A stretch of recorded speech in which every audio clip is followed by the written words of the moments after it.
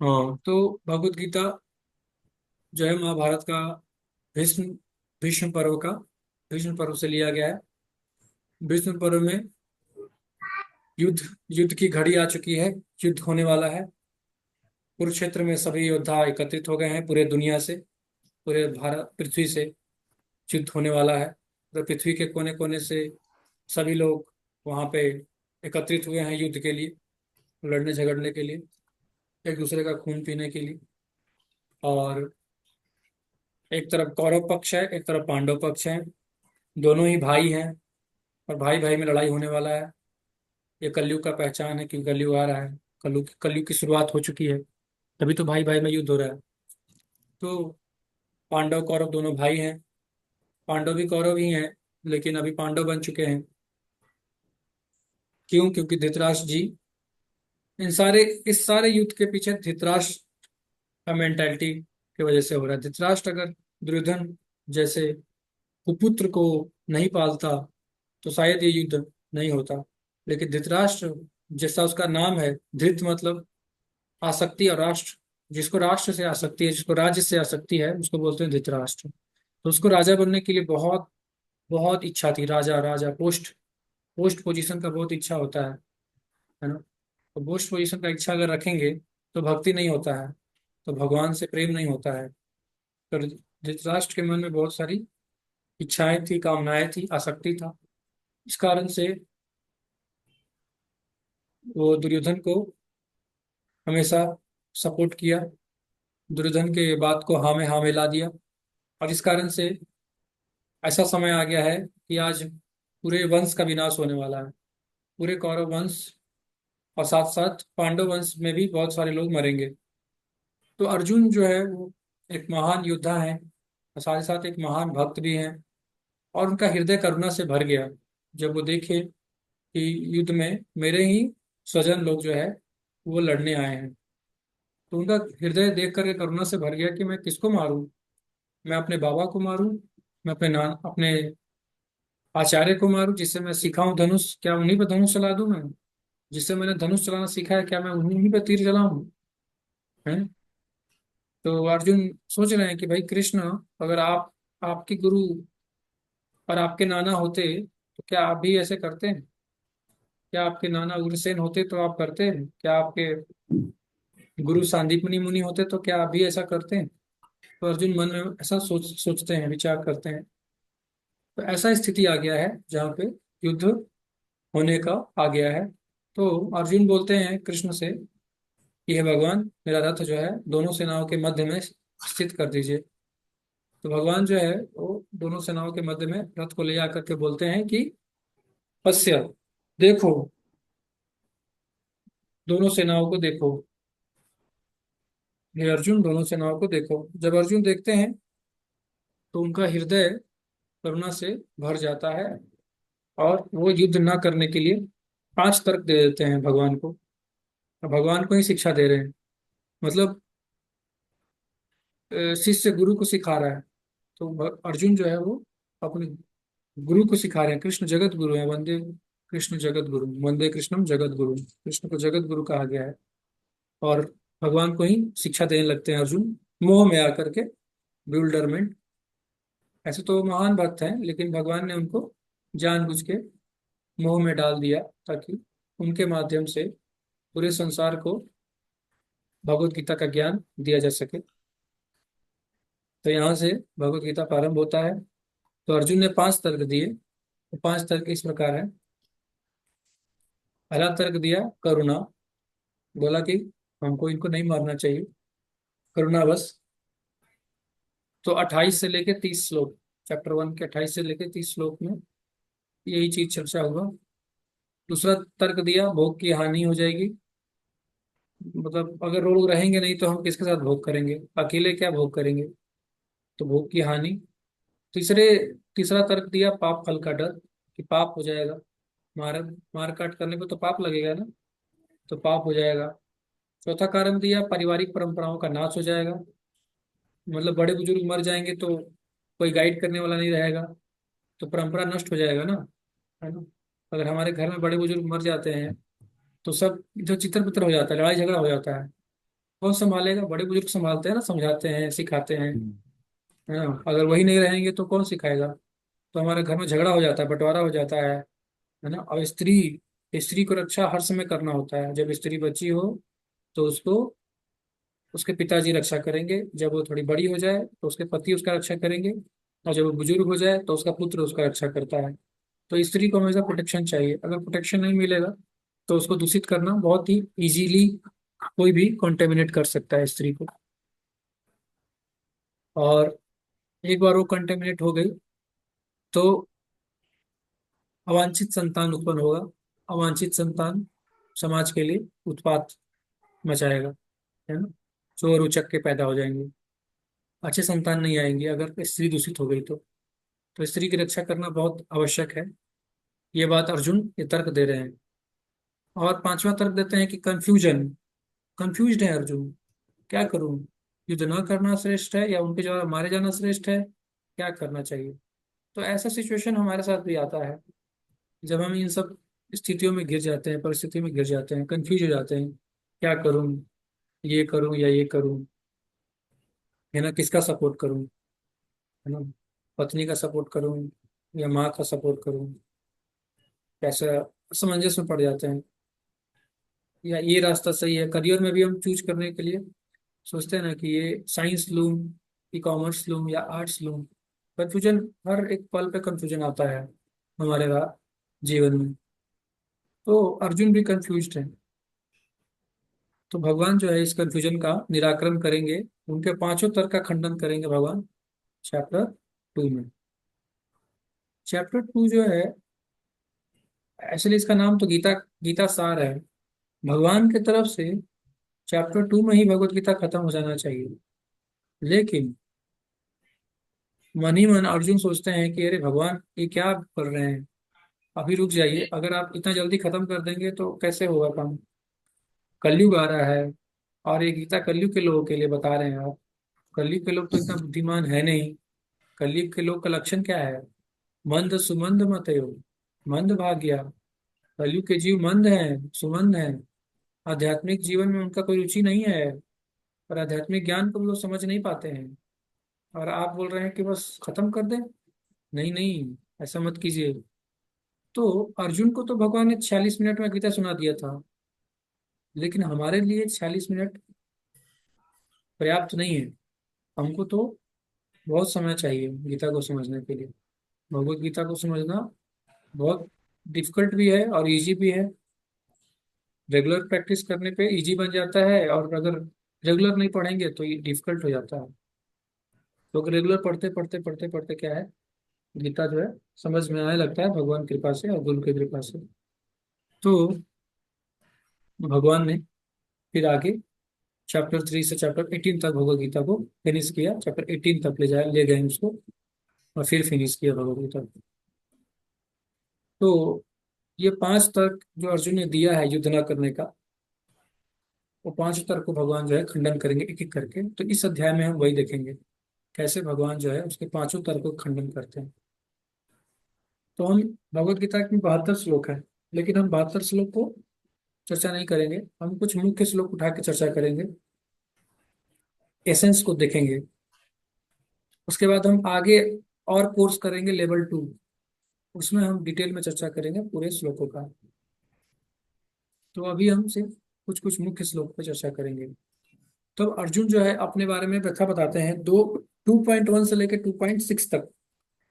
अगर आप देखेंगे तो 2.1 से 2.6 तक अर्जुन जो है अपना व्यथा बता रहे हैं, है ना। एक श्लोक भगवान बोलते हैं, संजय एक श्लोक बोलते हैं, करुणा से व्याप्त शोक युक्त अश्रुपूरित नेत्रों वाले अर्जुन को देखकर मधुसूदन कृष्ण ने ये शब्द कहे। फिर भगवान बोलते हैं, कुतस्त्वा कस्मलम इदम विस्मय समुपस्थितम अनार्य जुष्टम अस्वर्गम अकीर्तिकरम अर्जुन। अरे अर्जुन, तुम्हारे मन में यह कलमश आया कैसे? यह उस मनुष्य के लिए तनिक भी अनुकूल नहीं है जो जीवन के मूल्य को जानता हो। इससे उच्च लोग की नहीं अपितु अपयश की प्राप्ति होती है। तो अर्जुन जैसे योद्धा अगर पीछे हट रहा है तो ये बहुत बड़ा अपयश हो जाएगा ना। अर्जुन जो है वो स्वर्ग जाकर के इंद्र को मदद किए थे। अर्जुन इतने बड़े बड़े योद्धा को हरा चुके हैं, हम्म। और अर्जुन जैसा योद्धा अगर बोले कि मैं युद्ध न करूं, तो ये बहुत ही शर्म की बात हो जाएगी। पूरा पृथ्वी हंसेगा अर्जुन के ऊपर।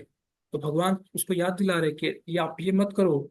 आप आर्य हो, आप जानते हो आत्मा का आत्मा का महत्व, जीवन का महत्व। फिर आप ऐसे कैसे बोल सकते हो? कैसे आप इस तरह से, आपके मन में ऐसा कलमश आ गया कि मैं युद्ध नहीं करूंगा? अनार्य की तरह आप बात कर रहे हो। अनार्य अजुष्टम अस्वर्गम अकीर्ति कर्म अर्जुन। अकीर्ति होगा आपका, इससे कीर्ति नहीं होगा, कीर्ति फैलेगा। तो भगवान ऐसे बोलते हैं। तो फिर अर्जुन जो है बोलते हैं कि कथम भीष्मम हम संख्य द्रोणम च मधुसूदन ईशु भी प्रत्योत्सामी पूजा आरवा सूदन। कैसे मैं भीष्म पितामह को मारूं? मैं द्रोण को कैसे मारूं? मैं द्रोणाचार्य जिसके हाथ से मैं धनुष चलाना सीखा उनको कैसे मारूं? मैं अपने गुरु शिक्षक को कैसे मारूं? जो मुझे पेन पेंसिल से लिखना सिखाया, मैं क्या उसको उसके खिलाफ मैं केस कर दूं? मान लीजिए आप जज हैं और आपके सामने आपका टीचर है कोर्ट में, तो कितना मुश्किल होगा फैसला सुनाना पेन से।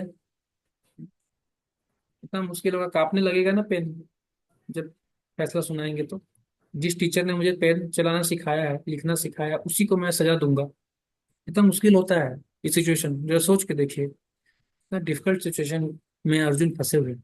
और हम हर व्यक्ति फंसता है इस सिचुएशन में, हर व्यक्ति के साथ ये। क्योंकि अर्जुन एक माध्यम है। अर्जुन हम ही हमको ही हम ही अर्जुन के रूप में अपने आप को सोच सकते हैं वहां पे, है ना? हर एक व्यक्ति वहां पे अपने आप को पोर्ट्रे कर सकता है कि मैं हूँ वहाँ पे, उस स्थिति में मैं हूँ। क्योंकि अर्जुन तो महान भक्त थे, लेकिन उनको माध्यम बनाया गया है भगवान। तो अर्जुन ऐसा प्रश्न पूछ रहे हैं कि गुरु का हत्या करने से क्या होगा, मेरा हाथ जो है खून से रंग जाएगा, इस तरह से बहुत सारा। वो करने के बाद 7वें श्लोक में जो है अर्जुन आके बोलते हैं कि कार्पण्य दोषो भत स्वभाव पृच्छामि त्वं धर्म सम्मूढ़ चेता यच्छ्रेयस्यात् निश्चितं ब्रूहि तन्मे शिष्यस्तेऽहं साधि मां त्वां प्रपन्नम। तो क्या बोल रहे हैं कि अब मैं अपनी कृपण दुर्बलता के कारण अपना कर्तव्य भूल गया हूँ और सारा धैर्य हो चुका हूँ। ऐसी अवस्था में मैं आपसे पूछ रहा हूँ कि जो मेरे लिए श्रेयस्कर हो उसे निश्चित रूप से बताएं। अब मैं आपका शिष्य हूँ और शरणागत हूँ, कृपया मुझे उपदेश दें। अब अर्जुन गंभीर हो गए। पहले तो मित्र जैसा बर्ताव हो रहा था। कृष्ण अर्जुन के बीच में जो बर्ताव हो रहा था वो मित्र जैसा हो रहा था, लेकिन अब मित्र जैसा बर्ताव नहीं हो सकता है। क्योंकि मित्र के बीच में गंभीर वार्ता नहीं हो सकती है। तो अब जो है अर्जुन ने कृष्ण को गुरु बना दिया और खुद शिष्य के रूप में अपना स्थान ग्रहण किया। वो शिष्य हैं और कृष्ण गुरु हैं। और कृष्ण से पूछ रहे हैं कि आप मेरे लिए बताइए, यह श्रेय, श्रेय मेरे लिए क्या है? जो मेरे लिए श्रेय है उसको निश्चित रूप से बता दीजिए, निश्चित करके बता दीजिए कि मेरे लिए श्रेयस क्या है। मैं आपका शरण में हूँ और आपका शिष्य हूँ। तो ये चीज आज हमारे लिए एक कॉन्टेक्स्ट बहुत इंपॉर्टेंट है कि हम किसकी शरण में जाएं, है ना? लोग बहुत सा आज के समय में क्या है कि लोग अनेकों प्रकार की शरण ग्रहण कर रहे हैं। कोई तो मोदी जी को भगवान बना दिया है, किसी ने डोनाल्ड ट्रंप को भगवान बना देते हैं, तो कोई देवताओं को भगवान बना देता है। तो क्या हर कोई भगवान है? क्या हर कोई गुरु बन सकता है? नहीं। गुरु कृष्ण ही है। कृष्णं वंदे जगत गुरु, है ना? तो आप देखेंगे इस्कॉन में बहुत सारे लोग जो इस्कॉन में ज्वाइन किए हैं, वो बहुत सारी संस्थाओं में घूम फिर के यहाँ पे आए हैं। मतलब घाट घाट का पानी पी करके आए हैं। क्यों? क्योंकि परंपरा नहीं है। बहुत सारी संस्थाएं तो बहुत हैं, लेकिन परंपरा में नहीं आती हैं संस्था। तो परंपरा में होना बहुत जरूरी है, अन्यथा प्रामाणिक ज्ञान नहीं मिलेगा, भ्रमित हो जाएंगे, है ना? तो परंपरा में ज्ञान लेना बहुत आवश्यक है। और इस्कॉन जो है वो प्रामाणिक परंपरा में आता है ना? ब्रह्म मध्वा गौड़िया संप्रदाय। और इसके गुरु, हमारे गुरु हैं प्रभुपाद जी, भक्ति वेदांत स्वामी। भक्ति वेदांत स्वामी प्रभुपाद और उनका शिष्य समूह जो है वो एक परंपरा में आता है पूरा, है ना? भगवत गीता का अगर आप इस भगवत गीता को देखेंगे यथारूप को, तो इसके स्टार्टिंग में ही पूरे परंपरा बनाया हुआ है, गुरु शिष्य परंपरा। उसमें 32वें आचार्य हमारे प्रभुपाद जी हैं। तो परंपरा में ज्ञान लेना बहुत आवश्यक है, अन्यथा हम विचलित हो जाएंगे, भटक सकते हैं मतलब कहीं, क्योंकि मार्केट में बहुत सारे भगवत गीता का ज्ञान देने वाले भरे हुए हैं, लेकिन एक्चुअल एक्चुअल ज्ञान नहीं देते हैं वो। कृष्ण क्या बोल रहे हैं वो नहीं बताते हैं, अपने तरफ से कुछ कॉन्टेम्पलेट मैनिपुलेट करके बता देते हैं। माई गीता, ये गीता, वो गीता, ये सब नहीं। मन गढ़ंत मत कीजिए, अपना अपना विचार नहीं प्रस्तुत करना है। क्या भगवान बोल रहे हैं उसको एज इट इज प्रस्तुत करना है। और ये जो ज्ञान है, ये एज इट इज कैसे आएगा? जब हम परंपरा में से ज्ञान लेंगे, परंपरा से ज्ञान लेंगे तो ही ये एज इट इज होगा, मतलब प्रमाणिक। आप किसी भी हॉस्पिटल में नहीं जाएंगे, आप किसी भी स्कूल में नहीं जाएंगे, आप देखेंगे परंपरा कहाँ है, प्रमाणिक क्या है, प्रमाणिक प्रमाण क्या है। सीबीएसई द्वारा ऑथराइज्ड है कि नहीं है, सरकार द्वारा ऑथराइज्ड है कि नहीं है ये पर्टिकुलर, उसको देख करके ही आप डिसाइड करेंगे कि मुझे यहाँ से प्रोडक्ट लेना है ना। कहीं से प्रोडक्ट लेंगे तो खराब हो जाएगा, लेकिन अगर आप कंपनी से, ब्रांडेड कंपनी से, प्रमाणिक कंपनी से, प्रमाणिक जगह से एजुकेशन लेंगे तो आप विचलित नहीं होंगे। तो ये है परंपरा में लेने का। तो हर व्यक्ति को गुरु बनाना चाहिए, बिना गुरु के ज्ञान नहीं मिल सकता। अगर हम सोचेंगे कि वो शास्त्र पढ़ के हम भगवत प्राप्ति कर लेंगे, तो ऐसा बिल्कुल नहीं है।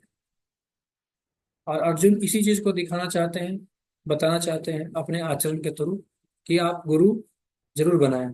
बिना गुरु के आपका आध्यात्मिक जीवन शुरू नहीं होता है, आपका भक्ति स्टार्ट नहीं होता है। रूप गोस्वामी जी भी भक्ति रसामृत सिंधु में बताते हैं, आदौ गुरु पादाश्रय। सबसे पहले आपको गुरु का आश्रय लेना है। भक्ति के 64 अंग में सबसे पहला अंग रूप गोस्वामी बता रहे हैं कि आदौ गुरु पादाश्रय। रूप गोस्वामी जो है वो 6 गोस्वामी में से एक है, जिन्होंने वृंदावन को प्रकट किया, है ना। एक एक भजन भी आता है, वृंदावन मेरो वृंदावन, उसमें आता है ये रूप गोस्वामी प्रकट की योजना। तो रूप गोस्वामी जी ही वृंदावन को प्रकट किए, इसलिए रूप गोस्वामी जी लिखते हैं कि आदो गुरु पादाश्रय। सबसे पहले गुरु का शरण लीजिए, फिर सेवा कीजिए गुरु का, फिर उनसे प्रश्न कीजिए। इस तरह से पहले शरण लेना चाहिए, फिर प्रश्न पूछना चाहिए, फिर सेवा करना चाहिए गुरु का। तो अर्जुन जो है वो कृपणता के कारण कृपण हो गए हैं, और अब वो गुरु के शरण में जा चुके हैं। तो अब सवाल आता है कि कृष्ण है कौन? कृष्ण की शरण जो लिए हैं, तो हमको ये जानना चाहिए कृष्ण है कौन। क्या कृष्ण एक पॉलिटिशियन है? क्या कृष्ण एक रथ चालक है? क्या कृष्ण एक ग्वाले हैं? या कृष्ण 16,108 रानियों के पति हैं? क्या कृष्ण देवकी और वसुदेव के पुत्र हैं? कृष्ण कौन है? इसको जानना बहुत आवश्यक है कि कृष्ण तत्व है क्या, कौन है व्यक्ति।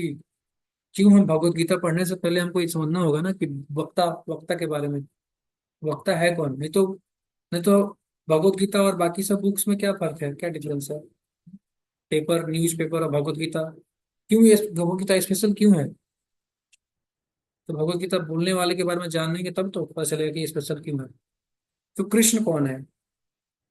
तो अगर आप देखेंगे, दूर से अगर आप देखेंगे तो आपको लगेगा कि धुंधला सा कुछ पहाड़ जैसा है, लेकिन जब आप और नजदीक जाएंगे, इस दृष्टांत के माध्यम से हम कृष्ण को समझने का प्रयास करेंगे। प्रभुपाद जी समझाने की कोशिश किए हैं। उसके बाद और नजदीक जाएंगे तो हम देखेंगे कि नहीं, पर्वत की चोटियां भी हैं, और इसमें बैठने उठने का स्थान भी है, बहुत अच्छा है, दृश्य है। और इसको अगर और नजदीक जाएंगे तो हम देखेंगे कि नहीं, पर्वत के ऊपर वृक्ष भी है, और वृक्ष में सुंदर सुंदर पक्षी भी रहते हैं, जीव भी रहते हैं, जीवात्माएं भी हैं। तो इसी प्रकार से भगवान के बारे में बताया गया है कि ब्रह्म इति परमात्म इति भगवान इति शब्द थे। भगवान के 3 फीचर है, ब्रह्म, परमात्मा और भगवान। ब्रह्म जो है वो भगवान का ब्रह्म ज्योति प्रकाश, शरीर से प्रकाश निकलता है भगवान का, उसको बोलते हैं ब्रह्म ज्योति, ब्रह्मन। तो बहुत सारे साधक होते हैं, वो वहीं तक पहुंचते हैं, वहीं तक रियलाइजेशन होता है उनका, ब्रह्मन, लाइट।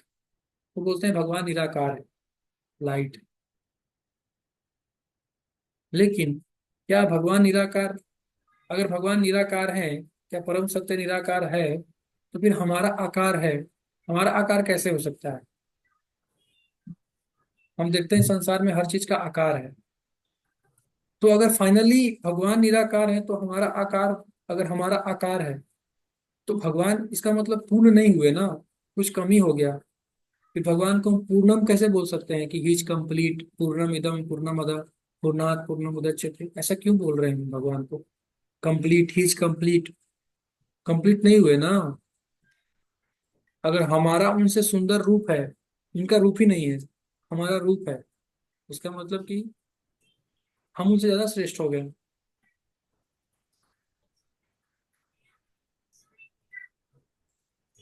वो निराकार है और हमारा आकार है।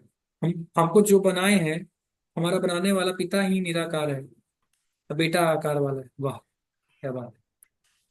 इसमें सर जो इसमें प्रभु जी जो ज्योति बोलते हैं कि मतलब ज्योति प्रकाश है, तो उसमें यही है ना कि जैसे कि अगर कोई अगर मतलब दूर से देखता है तो उसको प्रकाश ही दिखेगा। जब वो पास हाँ, जाएगा तो उसको लगेगा कि पहाड़ है, फिर और पास जाएगा तो उसको लगेगा कि यहाँ पर पशु पक्षी जीव हैं। यस, ये तीनों ही भगवान है, ये तीनों ही हम्म। परम सत्य हैं। हाँ लेकिन मतलब उसको कंप्लीट जैसे ही कंप्लीट जैसे ना। उसके उसके करीब पहुंचता है तो और उसको सच्चाई का ज्ञान यस, होता है। Different stage of realization, hmm. Stage of realization है ये।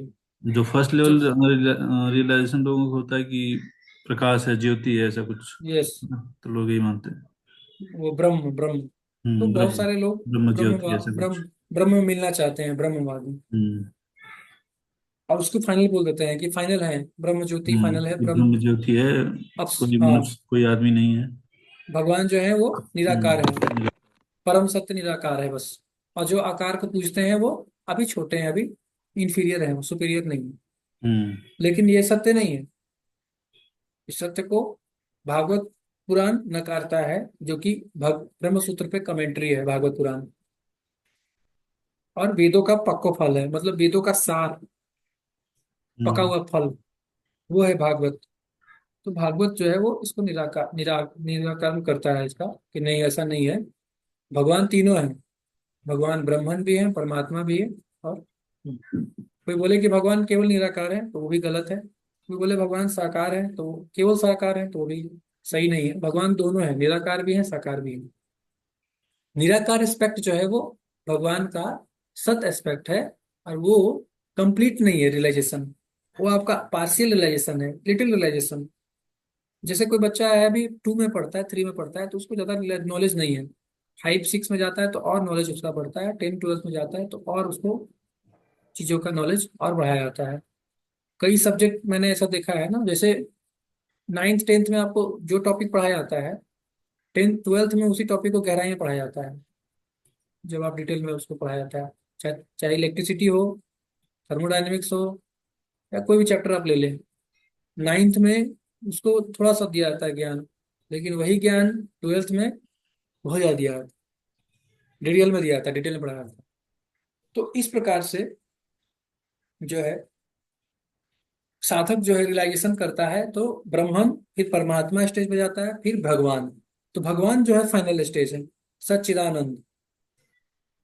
और हर व्यक्ति ये 3 चीज ढूंढ रहा है, सच चित और आनंद।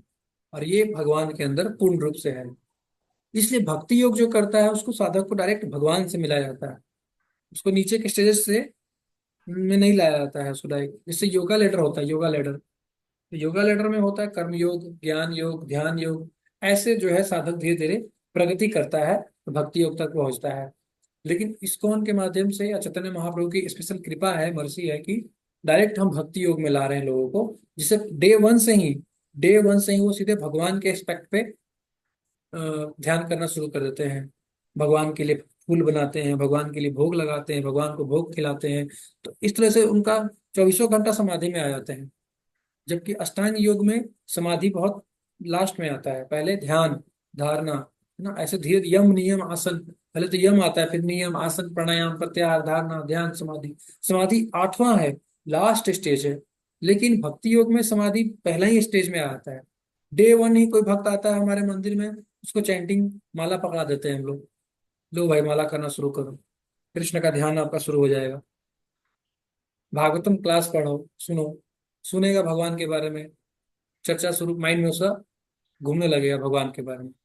तो डे वन से ही वो समाधि में आ जाता है, कृष्णा के बारे में, कृष्ण के बारे में पढ़ता है, सुनता है, कृष्ण के लिए कमाता है, कृष्ण के लिए जॉब करता है, कृष्ण के लिए सेवा, हर चीज कृष्णमय होता है उसका। तो भक्त जो है डे वन से ही समाधि में आ जाता है।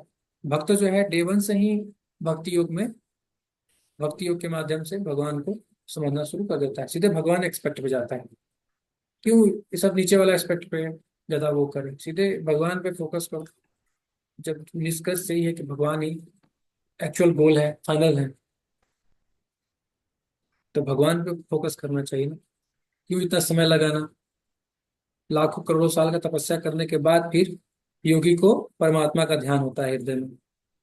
लाखों करोड़ों साल तपस्या करता है, इतना हजारों हजारों साल तपस्या करने के बाद चतुर्भुजी विष्णु रूप में ध्यान करता है। तो इतना समय क्यों लगाना है, भक्ति योग करो direct.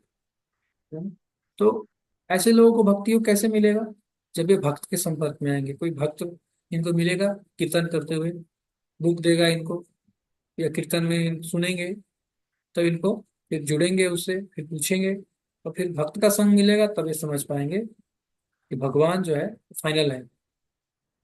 The full and final absolute truth is supreme personality of Godhead, and his name is Krishna. Krishna is the supreme personality of Godhead. That's all. This is the absolute truth. Final. तो ये है। तो और इसमें आपको ज्यादा आनंद नहीं है, दिव्य ज्योति में भी आनंद है, लेकिन हम्म। थोड़ा सा, और परमात्मा एक्सपेक्ट में थोड़ा और बढ़ जाता है आनंद। लेकिन देखो भगवान एक्सपेक्ट में आपका आनंद कितना ज्यादा हो जाता है, जब आप भगवान एक्सपेक्ट में आते हो तो आप भगवान के साथ खेल सकते हो, खा सकते हो, नाच सकते हो, भगवान को गले लगा सकते हैं, भगवान के ऊपर कंधे पे चढ़ सकते हैं। ये आनंद कहाँ आपको मिलेगा परमात्मा में, या फिर ब्रह्म में? ब्रह्म में मिलेगा ये, क्या है ये? ब्रह्म में तो बस चुपचाप शांति से लाइट बन के लगे रहो उसमें, हम्म। क्या आनंद है इसमें? इसमें आनंद है ना, भगवान के साथ खेलने को मिलेगा, खाने को मिलेगा, मस्ती करने को मिलेगा, ये ब्लिसफुल लाइफ है, इसको बोलते हैं सच्चिदानंद। तीनों एक्सपेक्ट इसमें कवर होता है, नॉलेज, इटर्निटी एंड ब्लिस, तीनों चीज होंगी। ये है भगवत। फिर शुरू होता है, तो ये भगवान समझाते हैं उसको, सातवें सातवें श्लोक में वो सरेंडर करता है, उसका भी भगवान बोलना शुरू करते हैं। भगवान पहले चुप से सुनते हैं, चुपचाप। पहले अध्याय में भगवान सुने, अर्जुन के पास माइक था, अर्जुन बोला, भगवान सुने। इसको बोलते हैं सिंपथेटिक लिसनिंग, सुनना, ध्यान से सुनना। तो सुनते ही प्रॉब्लम का सोल्यूशन मिल जाता है, कई बार सुनने से ही उस उसके प्रॉब्लम का सोल्यूशन उसी में छुपा होता है, उसके प्रॉब्लम में ही उसका सोल्यूशन होता है। तो कभी कई बार हम सुनेंगे ध्यान से अगर, तो उसमें ही हमको सोल्यूशन प्राप्त हो जाता है, सुनने से, केवल ध्यान से सुनने से। लेकिन होता क्या है कि हम सुनने के बजाय सुनाने में ज्यादा इंटरेस्टेड होते हैं, हम सुनते कम है दूसरे का, हम सुनाने में लग जाते हैं, अपना सुनाए अपने, बोल बोल तू बोल तू बोल, और वेट करते हैं कब मेरा मौका मिलेगा, जैसे ही वो चुप हुआ बस हम बोलना शुरू कर देते हैं। तो ये जो है, इससे रिलेशनशिप खराब होता है। अगर आपका रिलेशनशिप अच्छा बनाना चाहते हैं तो सुनना होगा, लिसनिंग, इम्पैथेटिक लिसनिंग इसको बोलते हैं, इम्पैथेटिक लिसनिंग। मतलब उसके पेन को फील करना, उस व्यक्ति के पेन को फील करना, केवल उस व्यक्ति के पेन को समझना नहीं है, उसको फील करना, इसको बोलते हैं इम्पैथेटिक लिसनिंग। तो भगवान ऐसा लिसनर थे, भगवान ने इतना ध्यान से सुना, अर्जुन को बहुत ध्यान से सुना, वो ध्यान से सुनते हैं। तो देखिए भगवत गीता केवल एक धार्मिक पुस्तक ही नहीं है, बल्कि मैनेजमेंट लेसन इसमें है। बड़े बड़े कॉर्पोरेट्स में हम टीचिंग करवाते हैं, इसको पढ़ाते हैं, और बहुत सारे कॉर्पोरेट्स वाले हेल्प लेते हैं। मैनेजमेंट लेसन है इसमें, क्या नहीं है इसमें, हर चीज के, हर व्यक्ति के लिए है ये भगवत गीता। चाहे वो हाउस होल्डर हो, चाहे वो कॉर्पोरेट सेक्टर में काम करने वाला हो, चाहे वो स्टूडेंट हो, कॉलेज स्टूडेंट हो, चाहे वो कोई भी हो, हर व्यक्ति के लिए। एज डज नॉट मैटर, ये तो दिव्य ज्ञान है ना, ये दिव्य ज्ञान है, और ये हर व्यक्ति के लिए है। तो भगवान बोलते हैं प्रहसन यो भारत, भारत मतलब धृतराष्ट्र। संजय बोल रहे हैं, हे भरतवंशी धृतराष्ट्र, उस समय दोनों सेनाओं के मध्य शोक मग्न अर्जुन से कृष्ण ने मानो हंसते हुए ये शब्द कहे। क्या कहें भगवान? भगवान हंसते हुए क्या बोलेंगे अर्जुन को? अर्जुन का सुन रहे थे, सुनने के बाद हंसने लगे भगवान की, देखो क्या क्या ये। तो पहले तरह खंडन देंगे, पहले तो भगवान उसको डांटते हैं, अर्जुन को डांटते हैं, क्योंकि अब शिष्य बन चुका है, तो शिष्य को गुरु डांटता है जना। इसलिए कई लोग गुरु नहीं बनाते हैं कि डांट पड़ेगा गुरु जी का, है ना, इसलिए गुरु जी का फोटो टांग देते हैं, बस फोटो टांग करके जय गुरुदेव लिख देते हैं। जय गुरुदेव गाड़ी के पीछे जय गुरुदेव, है ना? तो ये या फैशन बन गया है गुरु बनाने का। गुरु बस बना लेते हैं और फिर गुरु जी को बोलते हैं, गुरु जी हाथ रख दीजिए, हाथ रख दीजिए, सिर पे हाथ रख दे। हाथ रखने के लिए गुरु बनाते, मेरे सिर पे हाथ रख दीजिए। हाथ रखने से क्या होगा? गुरु के वचनों का पालन करेंगे तब दो, बस हाथ रखने के लिए गुरु जी। तो गुरु वो ऐसे नहीं बनाना चाहिए गुरु का, है ना? तो भगवान जो है वो डांटते हैं, जिनको बोलते हैं कि तुम पांडित्यपूर्ण वचन करते हुए उनके लिए शोक कर रहे हो जो शोक करने योग्य नहीं है। जो विद्वान होते हैं वे ना तो जीवित के लिए ना ही मृत के लिए शोक करते हैं। तो आप तो बहुत सारा, भगवान बोल रहे हैं अर्जुन को कि आप बहुत सारा ज्ञान हमको दे दिए कि ये नहीं करना है, ये नहीं करना है, लेकिन आपको इतना नहीं पता है कि विद्वान व्यक्ति मृत के लिए और जीवित के लिए शोक नहीं करता है। तो भगवान जो है उसके तर्क का खंडन करेंगे। पहला तर्क क्या था अर्जुन ने दिया था?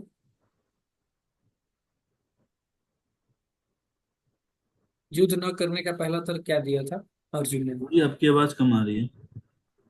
अभी आ रहा है? हाँ अभी आ रही है। हाँ, तो पहला तर्क क्या दिया था अर्जुन ने तर्क करने का? अर्जुन का पहला तर्क क्या था युद्ध न करने का? मतलब सगे संबंधी हैं ऐसे हर करुणा। एक को कर। कर्म। करुणा, false compassion, false compassion. Arjun दिखा रहा था फॉल्स कंपैशन। तो भगवान उसका खंडन करेंगे आत्मा का विज्ञान देके। शरीर पे कंपैशन दिखा रहा है ना। हम्म। अर्जुन बोल रहा है मेरा परिवार है, मेरा माँ, मेरे नाना जी हैं, मेरे दादाजी हैं, मेरे गुरु हैं। तो शरीर पे कंपैशन दिखा रहा है वो, शरीर पे कंपैशन दिखा रहा है। भगवान बोलेंगे शरीर है ही नहीं, तो तुम जिस पे कंपैशन दिखा रहे हो वो तो मृत है, एक्चुअल चीज तो आत्मा है। आत्मा का ज्ञान देंगे भगवान, उसको तर्क खंडन करेंगे। दो दो चैप्टर 2 11 से लेकर 30 श्लोक तक भगवान आत्मा का ज्ञान देते हैं उसको, 11 से 30 श्लोक तक। फ्लो को समझिएगा, फ्लो कैसे चल रहा है ना। पहले 7 श्लोक तक अर्जुन बोला, पहले संजय बोला, फिर कृष्ण बोले, फिर अर्जुन बोला, अर्जुन बोला, फिर 10 श्लोक के बाद फिर भगवान माइक अपने हाथ में, 10वें श्लोक पे भगवान माइक अपने हाथ में ले लिए। अब भगवान बोलेंगे अब, है ना, अब भगवान बोलेंगे। तो 11 से 30 श्लोक तक भगवान बोलेंगे, आत्मा का ज्ञान देंगे। देहिनोऽस्मिन् यथा देहे कौमारं यौवनं जरा तथा देहांतर प्राप्ति धीरज तत्र न मुह्यति। जिस प्रकार शरीरधारी आत्मा इस शरीर में बाल्य अवस्था से तरुण अवस्था में और फिर वृद्ध अवस्था में निरंतर अग्रसर होता रहता है, उसी प्रकार मृत्यु होने पर आत्मा दूसरे शरीर में चला जाता है। धीर व्यक्ति ऐसे परिवर्तन से मोह को प्राप्त नहीं होता। तो ये आत्मा का ज्ञान दे रहे हैं भगवान कि धीर व्यक्ति कौन है एक्चुअली में, विद्वान व्यक्ति कौन है वो देखो, तो जो मोहित नहीं होता है शरीर के बदलने से। कपड़ा ही तो बदल रहा है, शरीर मतलब क्या, वस्त्र। ये शरीर वस्त्र है, इसको चेंज कर रहा है ना। इस शरीर के अंदर ही हम अपने बॉडी को चेंज होता है हमारा, पता है। हमारा बॉडी विज्ञान के हिसाब से हमारा हर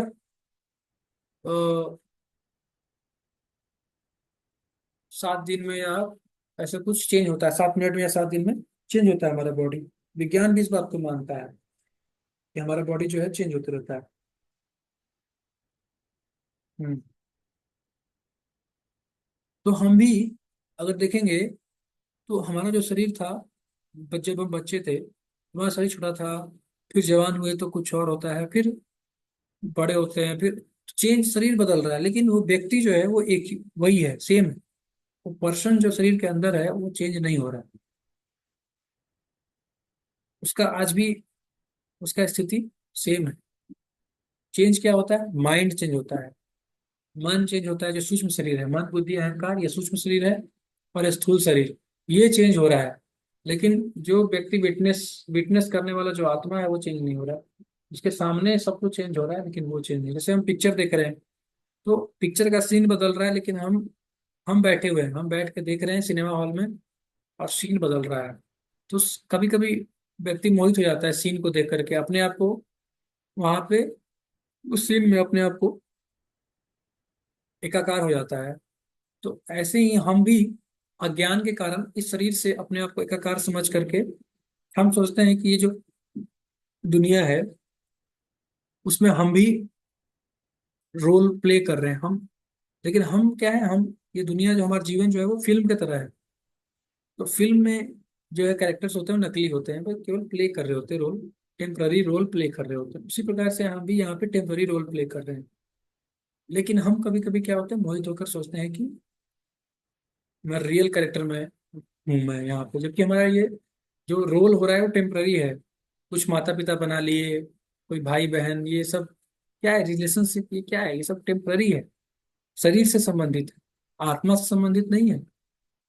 आत्मा तो कई योनियों में घूम के आया है और फिर जाएगा, 84 लाख योनियों में घूम घूम के आया है और फिर उसमें जाएगा।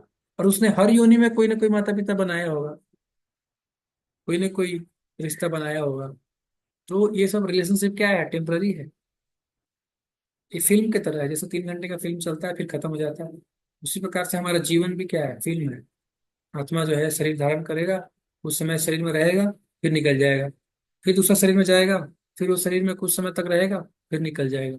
तो यही बात अर्जुन को भगवान बता रहे हैं कि जिसके लिए आप शोक कर रहे हो, वो शोक नहीं करना चाहिए आपको। शरीर हम है ही नहीं, हम आत्मा है। और हम हर हर सेकंड हमारा बॉडी चेंज हो रहा है। क्यों आप शोक कर रहे हो? अब देखो, आप देखो, बाल्य अवस्था से आत्मा जो है वो बॉडी चेंज कर रहा है केवल, लेकिन आत्मा सेम है। वही आत्मा जो है, वो बॉडी केवल चेंज हो रहा है, लेकिन आत्मा वही सेम बना हुआ है। इसी प्रकार से हमारा अवस्था चेंज होता है, लेकिन हम वही पर्सनालिटी है, सेम टू सेम। और इसको भगवान जो है समझा रहे हैं अर्जुन को। 30 श्लोक तक भगवान इसको समझाते हैं। उसके बाद फिर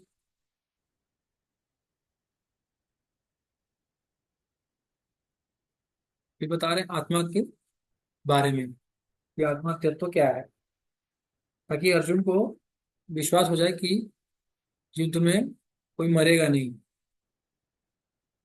कोई अर्जुन सोचेगा कि तीर से मार दूंगा, नहीं भैया, तीर भी आत्मा को नहीं मार सकता है। फिर अर्जुन सोचेगा कि नहीं मैं जला दूंगा, जलेगा भी नहीं आत्मा। कोई सोचेगा ना कि भाई जला देता हूँ आत्मा, नहीं। नैनम छिन्दन्ति शस्त्राणि नैनम दहति पावक, न चैनम क्लेदयन्ति आपो न शोषयति मारुतः। तो आत्मा को कोई किस तरीके से नहीं मार सकते हैं आप, किस तरीके से नहीं। और आत्मा हर जगह है, सर्वगत स्थानु अचलो अयम। कोई भी शस्त्र इसको नहीं काट सकता है, कोई इसको अग्नि नहीं जला सकता है। इसलिए आग के अंदर भी जीवात्मा रहता है। इसलिए सूर्यलोक में भी जीवात्मा है, क्योंकि वहां तो केवल अग्नि ही है, लेकिन वहां भी है जीव। जीव हर जगह है। न चैनम के जयंती, आपको जल के अंदर भी है, क्योंकि जल भी नहीं आत्मा को सड़ा सकता है। न सोचती मारुता, और नहीं, और वायु में भी है जीवात्मा, आकाश मार्ग में भी रहते हैं। तो इस प्रकार से आत्मा को कोई भी, ये जो तत्व है, ये सब तत्व आत्मा को टच भी नहीं कर सकते। तो इस ज्ञान को समझना बहुत जरूरी है। आज लोगों में भय क्यों है? इस अज्ञानता के कारण कि अपने आप को शरीर समझ लिया, बहुत आसक्ति है शरीर से, बहुत आसक्ति है। शरीर को इतना सा कुछ हो जाए तो अरे बाप रे, क्या हो गया। इंश्योरेंस, ये insurance, health insurance, life insurance, बहुत सारे इंश्योरेंस करा के रखते हैं लोग, इतना डर के मारे, इतना अज्ञानता फैला हुआ है ना। आत्मज्ञान नहीं है। ये शरीर क्या है? ये शरीर सिर्फ एक एक वस्त्र है, एक साधन है, एक मशीन है, जो आत्मा को प्रदान किया गया है भगवत प्राप्ति के लिए। अन्यथा इस शरीर का कोई वैल्यू नहीं है। क्या है शरीर? मांस हड्डी का टुकड़ा है, और जलाएंगे तो कुछ नहीं निकलेगा उसमें से, कितना वैल्यू है, कुछ मूल्य नहीं है।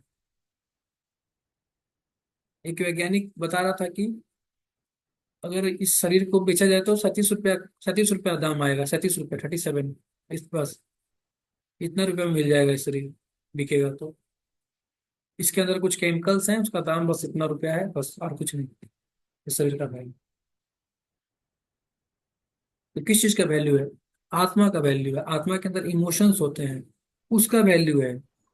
हमारे अंदर इमोशंस हैं, हम केवल मशीन नहीं है, इमोशंस हैं, उसका वैल्यू होता है। हमारा रिलेशनशिप होता है, हमारा इमोशंस है, वो आत्मा के अंदर होता है वो इमोशन। शरीर नहीं, शरीर तो केवल मीडियम है, माध्यम है, इस इमोशन को एक्सचेंज करने का। ये आत्मा निकलते ही शरीर ठप, कोई रिएक्शन नहीं, उसके अंदर कोई वो नहीं चलता है। चेतनाहीन हो गया तो आप उसको गाली दीजिए, एक डेड बॉडी को गाली दीजिए, क्या वो कुछ बोलेगा? नहीं। लेकिन एक आत्मा वाले एक जिंदा व्यक्ति को गाली दीजिए, तुरंत लड़ जाएगा आपसे, तुरंत मारने को तैयार हो जाएगा आपसे। तो ये फर्क है, भेद है चेतना और चेतना, चेतनावान और चेतना रहित शरीर में। जिस शरीर में चेतना है और जिस शरीर में नहीं है, ये डिफरेंस है। आप थोड़ा सा उसका, उसको टीच कीजिए, परेशान कीजिए, आप उसको लड़ जाएगा आपसे, मार देगा आपको। लेकिन जिसमें नहीं है वो उसको आप कुछ कीजिए, कुछ नहीं करेगा वो। इस तरह से फिर दूसरे तर्क का खंडन करेंगे भगवान यहाँ पे 45 से 46 श्लोक में। 30 तक में तो उसका खंडन करते हैं। कुल का विनाश। तो अर्जुन सोच रहा था कि कुल का विनाश हो जाएगा, वंश नष्ट हो जाएगा, कुल की परंपरा नष्ट हो जाएगी। लेकिन एक्चुअली सर ऐसा नहीं है। आप देखिए, यहाँ पे दो विदेशी हैं, पति पत्नी, और अपने बच्चे का संस्कार कर रहे हैं, नामकरण संस्कार या कुछ करा रहे हैं। तो अब देखिए, संस्कार डाल रहे हैं, है ना? तो धर्म के रास्ते पे चलने से कभी भी कुल का नष्ट नहीं होता है। अर्जुन सोच रहा था कि धर्म के रास्ते पे चलेंगे तो कुल नष्ट हो जाएगा, लेकिन ऐसा नहीं है। अमेरिका में सर्वे कराया गया, तो उस सर्वे में पाया गया कि जो बच्चे हैं वो क्या करते हैं, तो वो चिंगम चिपका देते हैं सीट पे, बाल में लगा देते हैं, इस तरह की शरारतें करते थे। और फिर 50 साल बाद फिर सर्वे किया गया तो क्या पता चला कि जो बच्चे हैं वो स्कूल में बंदूक लेके आते हैं, है ना? और बंक मारते हैं, फिल्म देखते हैं, ऐसे बहुत सारे कारनामे करते हैं, टीचर को भी धमकी दे देते हैं। तो ये क्या है? ये कुल का नाश है या कुल का वो है, रक्षा हो रहा है, क्या हो रहा है? कुल का विनाश हो रहा है ना। अधर्म के रास्ते पे चलने पे कुल का विनाश होता है ना। हम्म। लेकिन वहीं आप देखिए बगल में क्या हो रहा है, कुल का संरक्षण हो रहा है। भगवान बताते हैं कि भक्ति योग जो है, या इस धर्म, ये जो धर्म है, इस धर्म के मतलब क्या है धर्म? भक्ति योग। भक्ति योग के रास्ते पर अगर कोई थोड़ा सा भी चलता है तो उसका कभी कुछ नुकसान नहीं होता है। स्वल्पम अपनी दस से धर्म से त्रायते महत्व। थोड़ा सा भी कोई धर्म का पालन करेगा तो उसका कभी नुकसान नहीं होगा। 84 लाख योनि में नहीं घूमेगा वो। एक पापी व्यक्ति 84 लाख योनि में चक्कर लगाएगा, जिसने भक्ति योग नहीं कर रहा है पक्का जाएगा, 100% वो घूमेगा। लेकिन जो भक्ति योग किया है, मान लीजिए कि सफल नहीं भी हुआ इस जीवन में, सफलता प्राप्त नहीं हुआ, तो भी उसको अगले जीवन में फिर चांस मिलेगा, फिर वो मनुष्य शरीर प्राप्त करेगा। लेकिन मनुष्य शरीर से नीचे नहीं जाएगा, पशु योनि में नहीं जाएगा। ये गारंटी भगवान दे रहे हैं भगवत गीता के अंदर। ये अगर थोड़ा सा भी वो धर्म के रास्ते पे चला है। जैसे इसमें कथा आता है पद्म पुराण के अंदर कि एक चूहा था।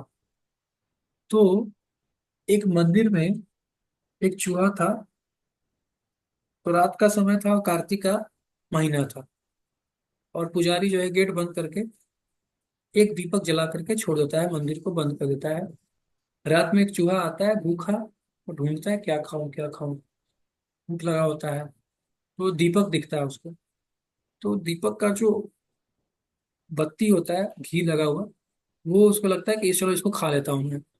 उसको खाने जाता है, तो क्योंकि वो कॉटन होता है और चूहा का जो शरीर होता है उसमें बाल होता है बहुत, तो बाल में कैच कर लेता है आग।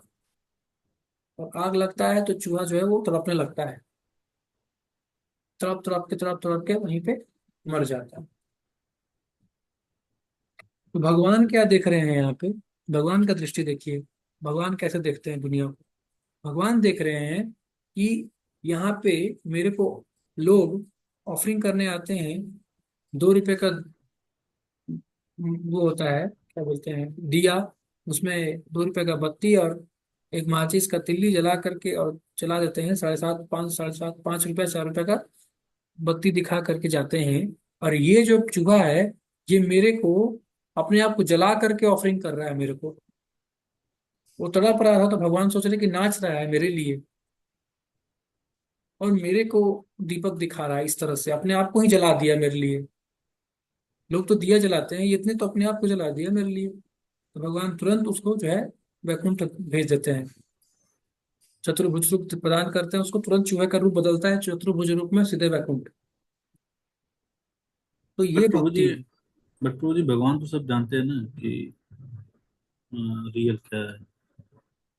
लेकिन बता रहा हूँ मैं भक्ति का महत्व आपको, हम्म। कि भक्ति अगर कोई थोड़ा सा भी करता है तो भगवान उसको कैसे देखते हैं और कैसे उसको लेते हैं, ये समझने का प्रयास कीजिए। इस पॉइंट को समझिए कि भक्ति योग जो है कितना पावरफुल है, कि अगर कोई थोड़ा सा ही भक्ति कर लेता है तो क्या फल मिलता है, ये देखने की बात ये है। अब वो बात अलग है जो डिटेल में चर्चा की, वैकुंठ में गया क्या किया ना, लेकिन बहुत फल मिलता है इसका, थोड़ा सा भी कोई भक्ति करता है। ये पॉइंट, धर्म के रास्ते पे चलने से कभी भी नुकसान नहीं होता। ये पॉइंट है, ये पॉइंट समझिए यहाँ पे। जो अर्जुन अर्जुन जो तर्क दिए कि कुल का नाश हो जाएगा, भगवान उसका खंडन कर रहे हैं कि नहीं, धर्म के रास्ते पे चलने वाले कुल का नाश नहीं होता है कभी भी, बल्कि कुल की वृद्धि होती है। नरसिंह देव क्या बोल रहे हैं 7वें स्कंद में प्रहलाद महाराज को? बोल रहे हैं कि तुम्हारे 7वें पीढ़ी, 21 पीढ़ी तक का उद्धार हो जाएगा। 21 पीढ़ी,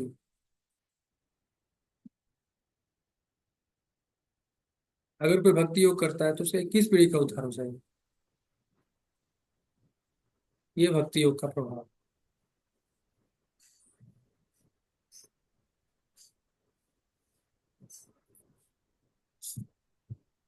फिर कई लोग वेद पढ़ने में लगे रहते हैं, वेद वेद वेद वेद वेद, बस वेद पढ़ने में बहुत दिमाग लगाते हैं। तो भगवान क्या बोल रहे हैं? त्रैगुण्य विषया वेदा निस्त्रैगुण्य भवा अर्जुन, निर्द्वंद्व नित्सत्वस्थो निर्योग क्षेम आत्मवान। और जितना पढ़ते हैं उतना कंफ्यूज रहते हैं। तो वेदों में मुख्यतः प्रकृति के तीनों गुणों का वर्णन हुआ है। हे अर्जुन, इन तीनों गुणों से ऊपर उठो, समस्त द्वैतों और लाभ तथा सुरक्षा की सारी चिंताओं से मुक्त होकर आत्मपरायण बनो। तो वेद में क्या है? तीन तीन गुण ही है, प्रकृति के 3 गुण के बारे में चर्चा है। स्वर्ग जाओ, ये कर, ये यज्ञ करोगे तो ये मिलेगा, ये यज्ञ करोगे तो ये मिलेगा, वाजपेयी यज्ञ करो, राजसूय यज्ञ करो। इस तरह से बहुत सारे यज्ञ हैं। पुत्र प्राप्ति के लिए पुत्र कामेष्टि यज्ञ करो, पुत्र मिल जाएगा। अनेक प्रकार के यज्ञ हैं। लेकिन ये सब क्या है? बंधन में फंसाएंगे आपको। ये तीनों गुणों से निकालेगा नहीं आपको, ये तीनों गुणों में फंसाएगा आपको। कंफ्यूजन में रहेंगे आप। सोचेंगे कभी इंद्र भगवान है, कि सरस्वती माँ भगवान है, कि ये भगवान है, वो भगवान है। लेकिन क्या ये भगवान है? नहीं है, ये भगवान नहीं है। ये सब कृष्ण के शरण में जाते हैं। अगर शिव जी भगवान है तो शिव जी क्यों बोल रहे हैं कि जो है, आराधना नाम विष्णु आराधना परम, विष्णु का आराधना क्यों कर रहे हैं? वो राम नाम क्यों जप करते हैं अगर वो परम भगवान है तो? गणेश जी गणेश जी क्यों बोल रहे हैं कि नरसिंह देव आप मेरे सिर पे चरण रखिए, ताकि मैं भी विघ्न विनाशन बन सकूं? नरसिंह देव भक्ति के विघ्न विनाशन हैं, और गणेश जी संसारिक जो चीजें होती है उसमें विघ्न विनाशन है, विघ्न हरता है, नरसिंह देव की कृपा से। लेकिन आप कभी कृष्ण को नहीं देखे होंगे कि वो गए रहे, किसी के पास जा रहे हैं बचाव बचाव करने के लिए, किसी के पास नहीं। देवी देवताओं को समस्या होता है, हमेशा जाते हैं भगवान के पास। भगवान नहीं कभी किसी के पास जाते हैं। कृष्ण कृष्ण किसी के पास नहीं गए, राम किसी के पास नहीं गए, मुझे बचाइए प्लीज, मैं आपकी शरण में आता हूँ, ऐसा कभी नहीं। कोई कोई लोग बोलते हैं देवी देवी जी जो है भगवान है। देवी भागवत में ऐसा लिखा हुआ है, लेकिन देवी भागवत है उनके पति शिव जी स्वयं राम जी का वो कर रहे हैं, नाम जप करते हैं। कैसी देवी भगवान होगी। उसमें प्रभु जी जैसे होता है ना कि जैसे बेसिकली क्या होता है, जैसे भगवान का ही विस्तार होता है ना, जैसे तो जैसे वो भी एक तरीके से भगवान का ही एक अंश हो गया ना। जैसे हम लोग भी मानते हैं कि हम लोग भगवान के अंश हैं। अंश है, हम्म, लेकिन वो पूर्ण हाँ, भगवान ने, कृष्ण कृष्ण पूर्ण तो भगवान स्वयं नहीं। भगवान। हेते हाँ, च अंश वो कला पुंसाम, कृष्णस्तु हम्म, भगवान स्वयं। वो भगवान कृष्ण नहीं, भगवान जो है अंश है, संपूर्ण। वो हम्म। कला है, हम्म।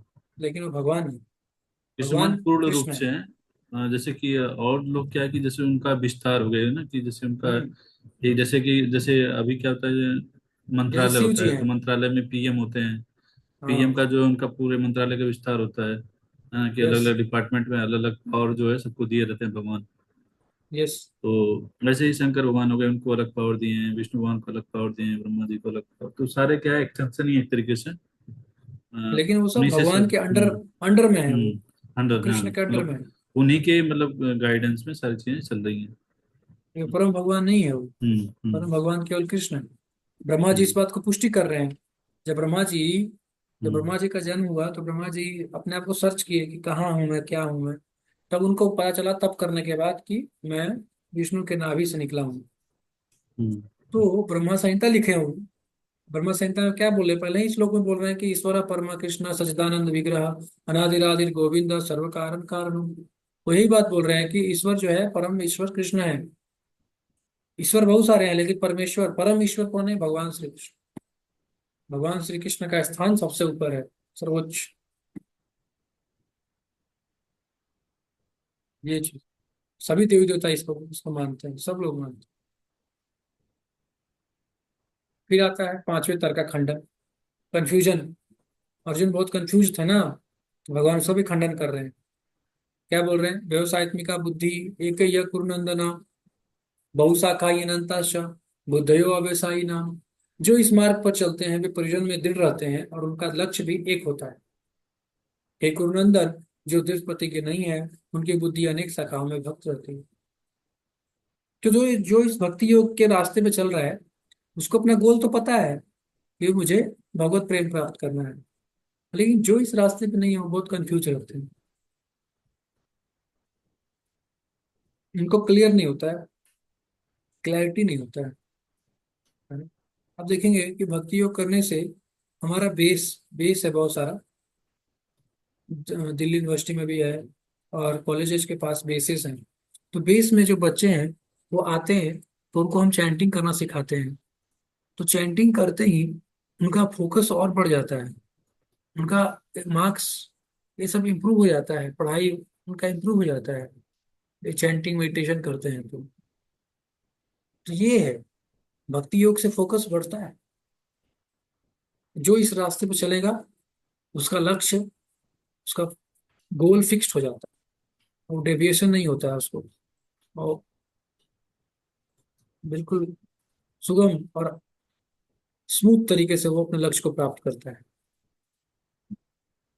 तो ये है, जो इस मार्ग पे चलेगा, भक्ति योग करेगा, वो कंफ्यूज नहीं होगा, उसका डिसीजन क्लियर क्लियर रहता है, उसके अंदर बहुत क्लैरिटी होता है, कंफ्यूजन नहीं होता उसके अंदर।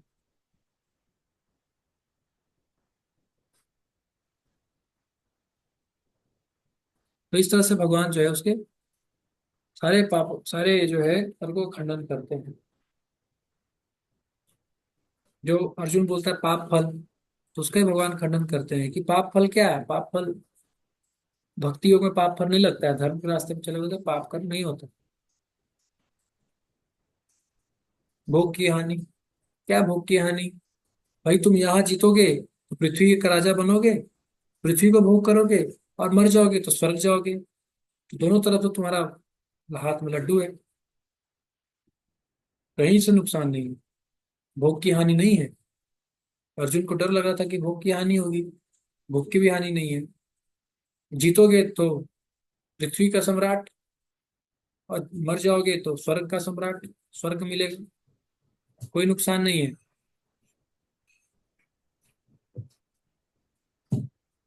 फिर इसमें आता है स्थित प्रज्ञ का लक्षण।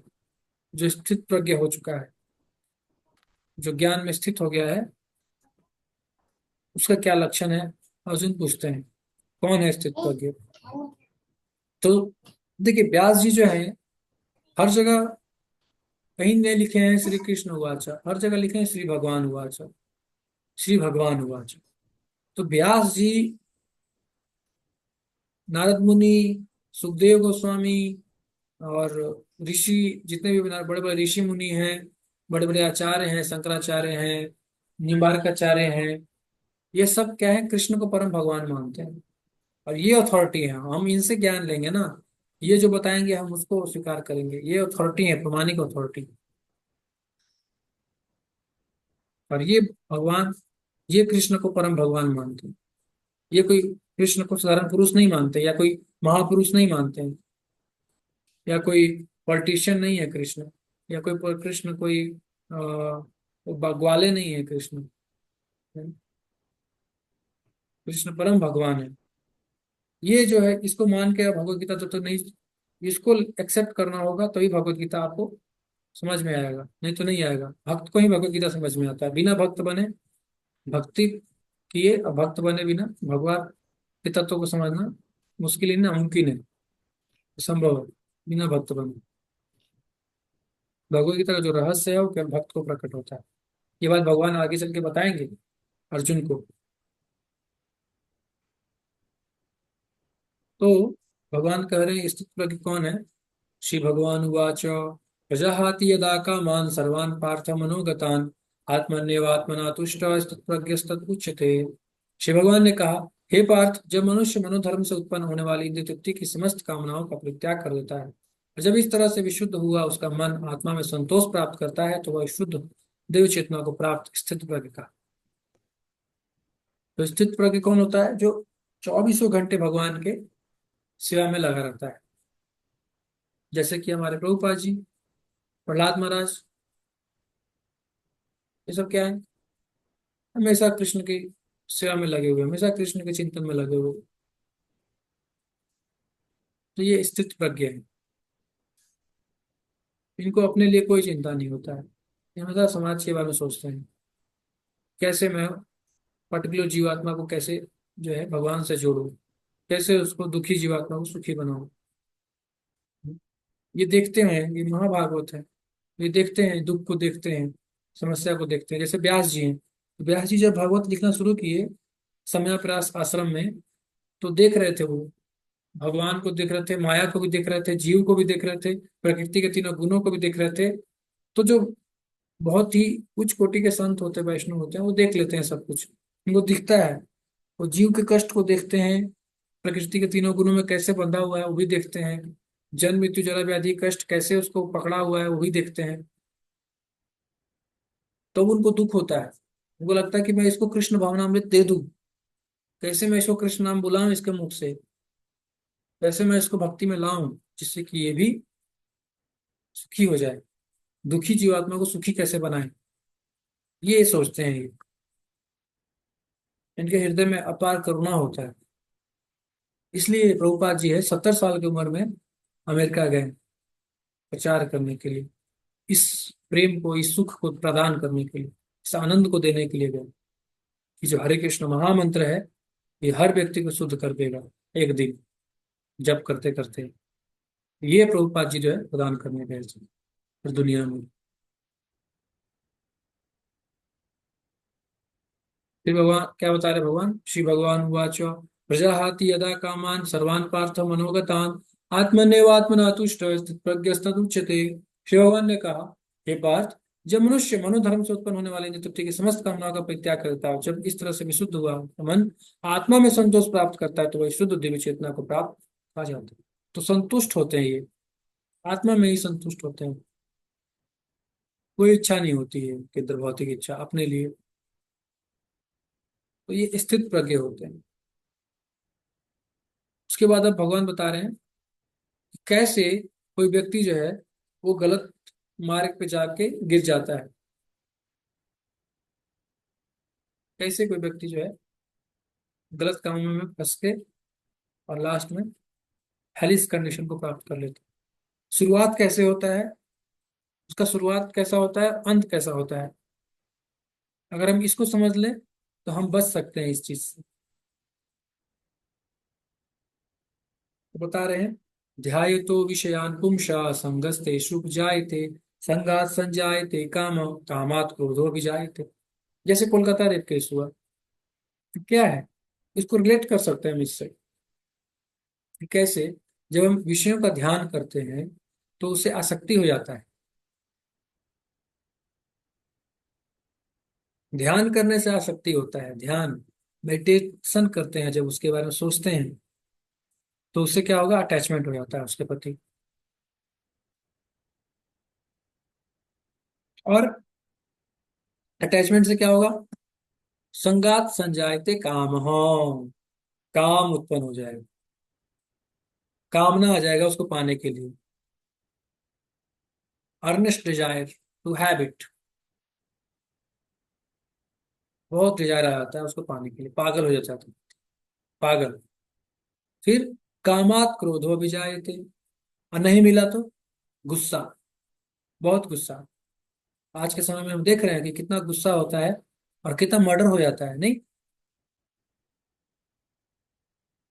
मर्डर हो जाता है। लड़की ने मना कर दिया, प्रपोजल रिफ्यूज हो गया, बस सीधे मार देते हैं। हर दिन का न्यूज है ये, हर दिन। रोहित कामात भाई, क्रोधो अभिजात।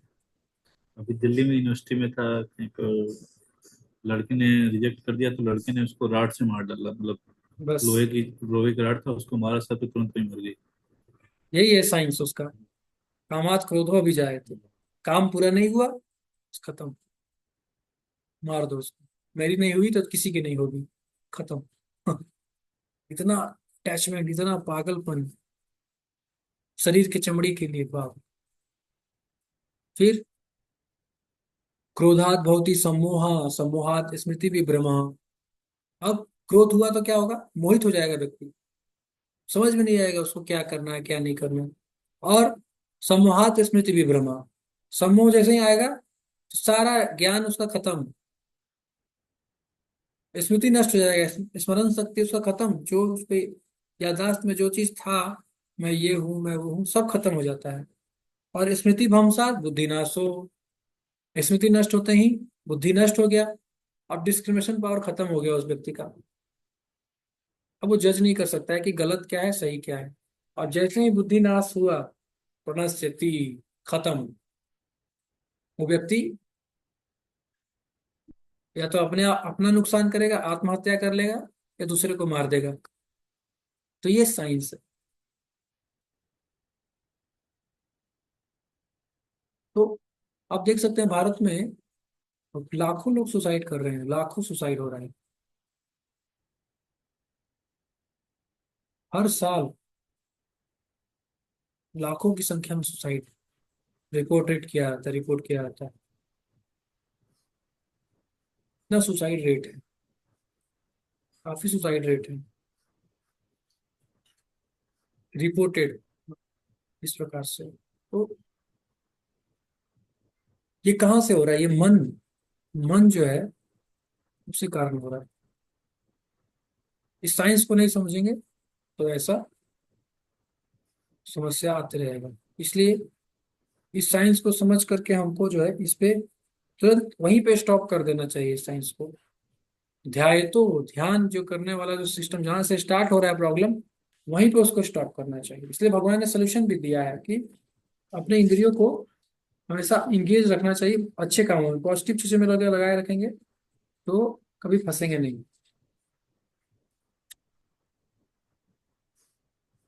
यहाँ पे भगवान बता रहे हैं,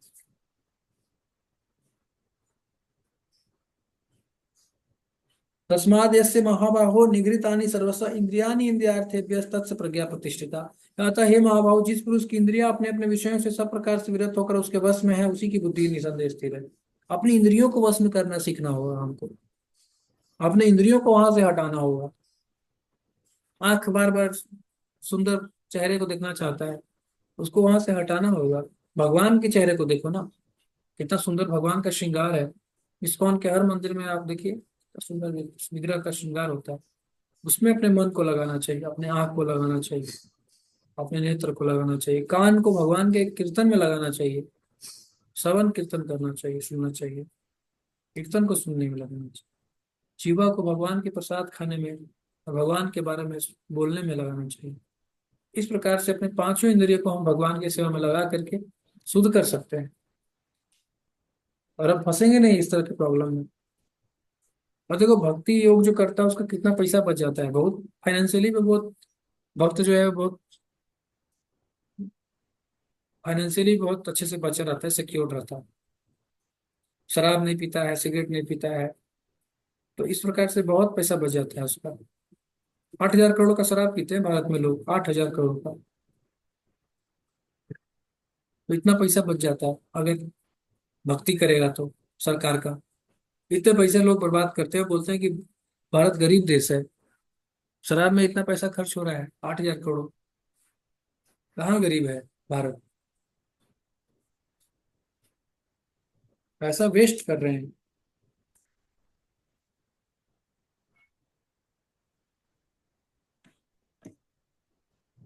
तो भगवान कृष्ण के उत्तर, अर्जुन क्यों नहीं चाहते युद्ध करना? पहला कारण दिए करुणा। भगवान ने उसका उत्तर क्या दिया? हम शरीर नहीं, हम आत्मा है। तो करुणा व्यर्थ है, अर्जुन का करुणा करना व्यर्थ है।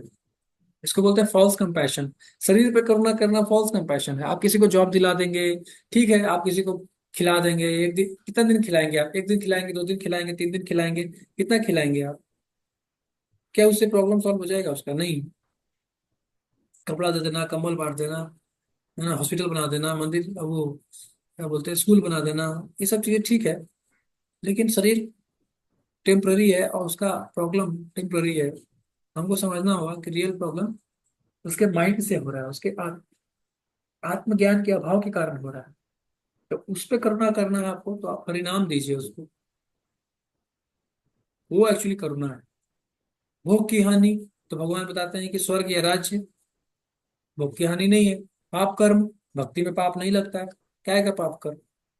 धर्म के रास्ते में चल रहे हो तो पाप नहीं लगेगा। एक सेना है, वो सरकार की तरफ से लड़ रहा है, क्या वो पाप कर रहा है? नहीं। सो चक्रवर्ती, सो क्या वो मिलेगा? मेडल मिलता है उसको, कि सरकार की तरफ से लड़ रहा है। उसी प्रकार से अर्जुन भगवान की तरफ से लड़ रहा है। पाप कहेगा पाप। कुल का नाश, कोई कुल का नाश नहीं होता है। आप आदर्श बनो, आप भक्ति योग करो, कुल का नाश नहीं होगा। अनिर्णय कंफ्यूजन, तो भगवान की सेवा करेंगे पूर्ण विश्वास के साथ, तो कंफ्यूजन नहीं होंगे, कंफ्यूज नहीं रहेंगे, कंफ्यूजन नहीं रहेगा, क्लियरिटी रहेगा। मुझे कहाँ जाना है पता रहेगा। तो ये था भगवत गीता के चैप्टर 2 का सारांश। हरे कृष्णा। जी। क्वेश्चन है तो पूछ सकते हैं।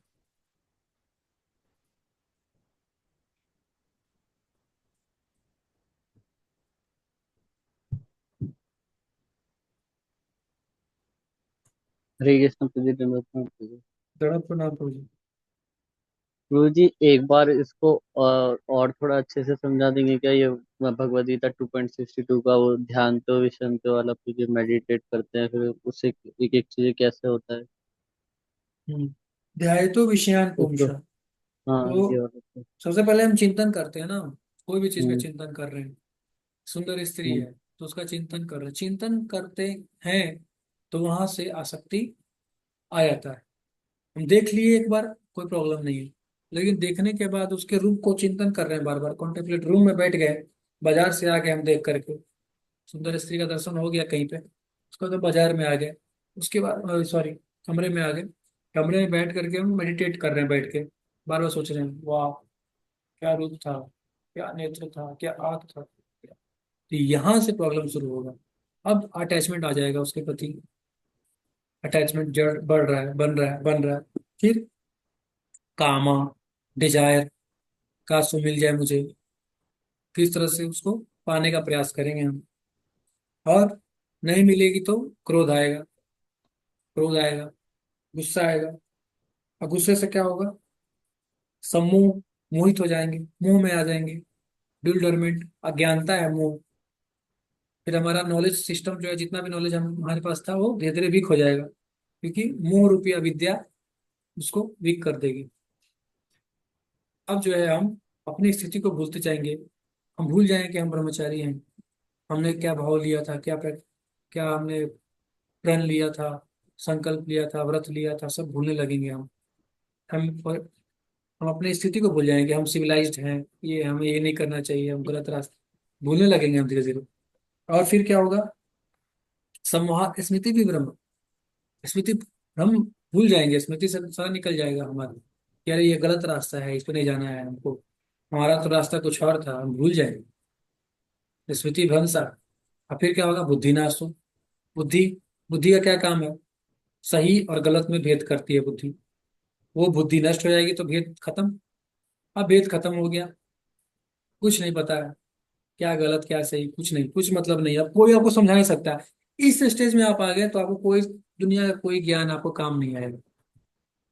कोई काउंसलर, कोई गाइडेंस, कुछ काम नहीं, खत्म। यहाँ तक आप पहुंच चुके हैं, मतलब आपको जाना ही जाना, नीचे गए आप। तो लास्ट स्टेज, बुद्धिनाशात प्रणश्यति। अब आप गलत काम कुछ ना कुछ करेंगे, आप फॉल डाउन, खत्म। यहाँ से फिर ये खत्म हो, तो ये सिस्टमेटिक साइंस है। कैसे जो है फर्स्ट स्टेज में ही ध्यान, मेडिटेशन करने में ही हमारा डेंजरस जोन में है, डेंजर जोन है। ध्यान जब करना बैठेंगे तो वहां पे आसक्ति आ जाएगा, अटैचमेंट आ जाएगा, फिर काम, काम आएगा, फिर उसके बाद तो बहुत वीक हो जाएंगे। तो वहां पे अगर हम रुक जाते हैं तो बच जाएंगे। आसक्ति तक में भी बच सकते हैं, उसके बाद फिर काम आ गया, उसके बाद फिर बचना मुश्किल होता है। डिजायर बहुत स्ट्रांग होता है ना, इस चीज को पाने का डिजायर बहुत जबरदस्त होता है। मोबाइल, फिर मोबाइल देख लेता है, उसको अटैचमेंट हो जाता है उससे। फिर उसको पाने के लिए काम, ओ, इधर उधर से पैसा झूठ बोल के, या इधर उधर से पैसा जो इकट्ठा करेगा, चोरी करेगा, पता नहीं क्या क्या करेगा। एक मोबाइल के लिए, एक आईफोन के लिए दिमाग खराब हो जाएगा उसका। फिर आसक्ति आएगा, काम नहीं मिला तो गुस्सा आ जाएगा। गुस्से में वो कुछ भी कर देगा, किसी को मार देगा या कुछ भी कर देगा। और फिर वो क्रोध, फिर सम्मोह और बुद्धिनाश, विस्मृति विभ्रम, बुद्धिनाश, खत्म। तो यहाँ तक में रोक ले तो ठीक है, कामात या आसक्ति तक में रोक ले तो अच्छा है, उसके बाद फिर उसको बचना मुश्किल हो जाता है। तो ये है साइंस। वो तो जी जो कितना स्टेज है? जी ये कितना कितना स्टेज है? ध्यान, फिर अब देखो ये भी अष्टांग योगी है लेकिन गलत यार रास्ते में योगी है ये ये हम्म, नरक जाने वाला योगी है कैसे इसका स्टेज, फॉल डाउन का स्टेज देखिए कैसे। ध्यान कर रहा है, फिर आसक्ति आ रहा है, फिर स्मृति, मुंह हो रहा है, फिर स्मृति नष्ट होगा, काम आएगा, क्रोध आएगा, फिर स्मृति नष्ट होगा, फिर बुद्धि नाश होगा, ऐसे स्टेज है। एक बार में नहीं होता, तुरंत फॉल डाउन नहीं होता किसी का। तुरंत नहीं कोई व्यक्ति अचानक से कोई क्राइम करता है, क्राइम करने से पहले ये उसका मानसिकता ऐसे चलता है, ऐसे ऐसे चलता है, और फिर वो करता है। अब देखो, कोलकाता रेप केस में मैं देख रहा था, तो वो जो सुब्रत राय था जिसने ये काम किया था रेप, तो वो बहुत पोर्नोग्राफी देखता था, बहुत देखता था पोर्नोग्राफी। उसके मोबाइल में पोर्नोग्राफी भरा हुआ था। और वो वहाँ पे आर्जिकर मेडिकल कॉलेज के आसपास में एक रेड एरिया था, जहाँ पे ये सब चीजें होती रहती थी। कोठा बोलते हैं ना उसको, वैश्यालय, तो वहाँ था। तो वहाँ भी जा रहा था वो। और उसके उसके ऊपर बहुत सारे ऐसे चार्जेस थे, मोलेस्टेशन के चार्जेस थे, पहले भी वो लड़कियों को छेड़ता था, तो बहुत सारे चार्जेस थे। लेकिन कोलकाता पुलिस ने कुछ भी उसके ऊपर कोई कड़ी कार्रवाई कभी नहीं की। पकड़ती थी छोड़ देती थी, पकड़ती थी छोड़ देती थी। एक दिन में ही बेल, जेल तक तो गया ही नहीं, थाने में ही छूट जाता था। तो ये धीरे धीरे ये जो है क्राइम, क्रिमिनल ऐसे क्राइम करता है धीरे धीरे सिस्टम। अभी प्रभु जी मेरे गांव में 3 4 दिन हो रहे हैं। एक अभी मतलब लड़की की एज होगी 15 16 साल। और आदमी जो है मतलब 60 साल का होगा। मतलब उसको छेड़ रहा था, कुछ कर रहा था। तो उसके मतलब पाटीदार किसी ने देख लिया होगा। उसको बहुत मारे सब, मतलब डंडे से लाठी से बहुत मारे। इसके बाद पुलिस आई, पकड़ के ले गई। फिर रात में उसको वो छूट गया, रात में पैसा से देख फिर घर आ गया। हम्म, तो यही वो क्या होगा। कि कुछ हुआ बहुत ही नहीं। वीक है ना हमारा, पुलिस वालों ने एफआईआर भी नहीं किया, उस ऐसे ही छोड़ दिए पैसों से लेकर। हमारा जुडिशियल सिस्टम बहुत वीक है, हम्म। वो प्रोसिक्यूशन बहुत इन वीक सब है। चीजों को करते ही नहीं है। ये एक्सपेक्ट है कि हम अपने हम्म। कानून व्यवस्था को मजबूत करें। जैसे बाहर की दुनिया में फांसी दे देते हैं 7 दिन में। बहुत सारे हम्म। ऐसे यूके में, साउथ अफ्रीका, ये सब बहुत सारे देश में फांसी दे देते हैं या तो हाथ पैर काट देते हैं। सऊदी हम्म। अरबिया में तो काट देते हैं, उसके जेनिटल को काट देते हैं कई जगह। हम्म। ऐसा करते हैं बहुत जगह। तो ऐसा कुछ स्ट्रिक्ट हो जिससे डर डर बैठेगा। एक तो ये एस्पेक्ट है, दूसरा एजुकेशन है, तीसरा पोर्नोग्राफी को बैन कर देना चाहिए। मूवीज ऐसे बल्गर मूवीज को बैन कर देना चाहिए जो इस तरह का चीज दिखाते हैं। ये सब चीजें, सब स्टेप्स हैं जो किया जा सकता है। ये करना चाहिए लोगों को, सरकार को और लोगों को भी करना चाहिए। पोर्नोग्राफी ये सब चीजों से दूर रहना चाहिए, जितना से बचेंगे उतना अच्छा। पोर्नोग्राफी क्या है, एक आर्टिफिशियली तरीके से जो है आपको सेटिस्फाई करने का प्रयास किया जाए, लेकिन नहीं हो सकता ना सेटिस्फेक्शन। वो व्यक्ति कहीं तो निकालेगा, उसने देख लिया, उसके माइंड में चला गया, वो कहीं तो निकालेगा अपने अर्जेस को। डिजायर तो क्रिएट हो गया ना उसके माइंड में। हम्म। अब वो कहाँ निकालेगा? किसी न किसी प्रकार से किसी न किसी को शिकार बनाएगा ना वो। इसलिए फर्स्ट पोर्नोग्राफी को बैन करो, खत्म, complete, complete ban. No pornography 18 years और 18 बिलो, कोई एज बार नहीं, खत्म। ये तो ऐसा नहीं होता है, क्राइम रेप भी करना है, पोर्नोग्राफी भी देखना है, दोनों चीज थोड़ा चलेगा साथ में। तो इस तरह से आजकल तो चलेगा। चीजें क्या है, बहुत एडवांस लेवल पे चली गई। पोर्नोग्राफी से ज्यादा तो आजकल इंस्टाग्राम पे बहुत सारे वीडियो आ रहे जो हैं भी है, लड़कियों के डांसेस के। हाँ जो इसके भी है। बाद जो है आजकल मूवी भी आ रही है ऐसे कि जो पोर्नोग्राफी तो नहीं है, बट वो क्या है, उसी तरीके का कंटेंट दिखाते हैं कि लोग हम्म उसी से जो है मुझे उसी में समझ में नहीं आता कि लगे रहें। सेंसर बोर्ड बैठा क्यों है भैया? सेंसर बोर्ड को हम्म। पैसा क्यों मिलता है? सैलरी इसलिए मिलता है कि वो इस तरह के कंटेंट को काटे फिल्म में, हम्म। कट लगाए इस तरह के फिल्म। लेकिन करता नहीं सेंसर बोर्ड, पता नहीं क्या है सेंसर बोर्ड, बैठे कर क्या रहा है। सेंसर बोर्ड में भी क्या है कि कई तरीके के, कई रिलीजन के लोग होते होंगे, कोई हिंदू, कोई क्रिश्चियन, कोई मुस्लिम, है ना। तो वो क्या है कि अपने हिसाब से चीजें करते हैं, हम्म है ना।